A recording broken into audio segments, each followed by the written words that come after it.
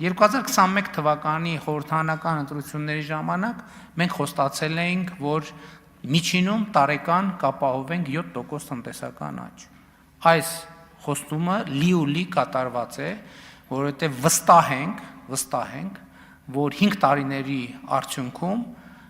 նվազագույնը ամենանվազ տարբերակը ասեմ 7.5-7.6% տնտեսական աճ կապահովենք, իրատեսորեն ավելի բարձր աճ կապահովի միջին տարեկանում։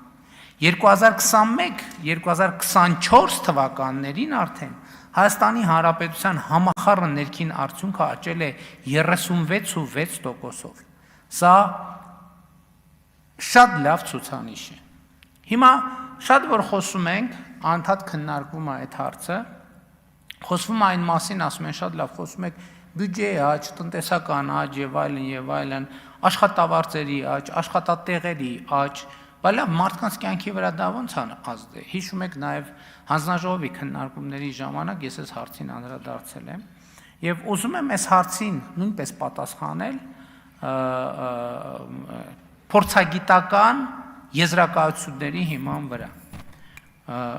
Գիտեք, ինձ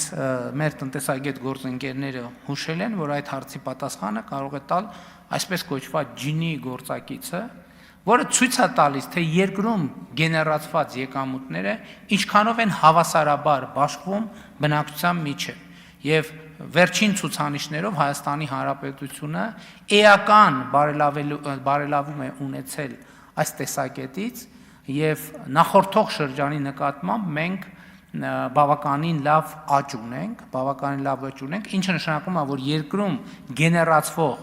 գումարները, արդյունքը հնարավորինս, այսինքն դրա բաշխումը հնարավորինս հավասար եւ արդար տեղի է ունենում եւ բարելավում է։ Իդեպ ես այսօր երբ որ պատրաստվում էի այս ելույթին, ես ջինի գործակցին նորից անդրադարձա եւ ին աչքը ծակեց հետեւյալ։ Ես ուզում եի հասկանալ, այս ցուցանիշը պատմականորեն լավագույնն է Հայաստանի պատմության մեջ, թե չէ։ Եվ գիտեք ինչ պարզվեց։ Պարզվեց, որ պատմականորեն լավագույն ցուցանիշը Հայաստանի համար ջինի գործակցի որ թիվը լինի 2020 թվականը։ 2020 թվականը։ Սա ինչի մասին է խոսում։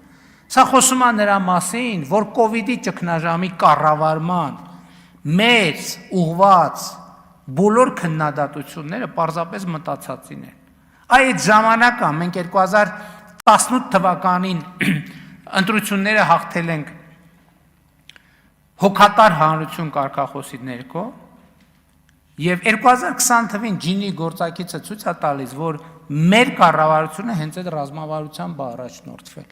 Եվ 2020 թվին երկրի արդյունքը հնարավորինս հավասարաբար է բաշխվել, սա նշանակում է, որ ճգնաժամի ժամանակ մենք առավել հասցեական աջակցություն ենք ցույց տվել մեր քաղաքացիներին։ Չմոռանաք հավանել տեսանյութը եւ բաժանորդագրվել Civic AM-ի YouTube-յան էջին։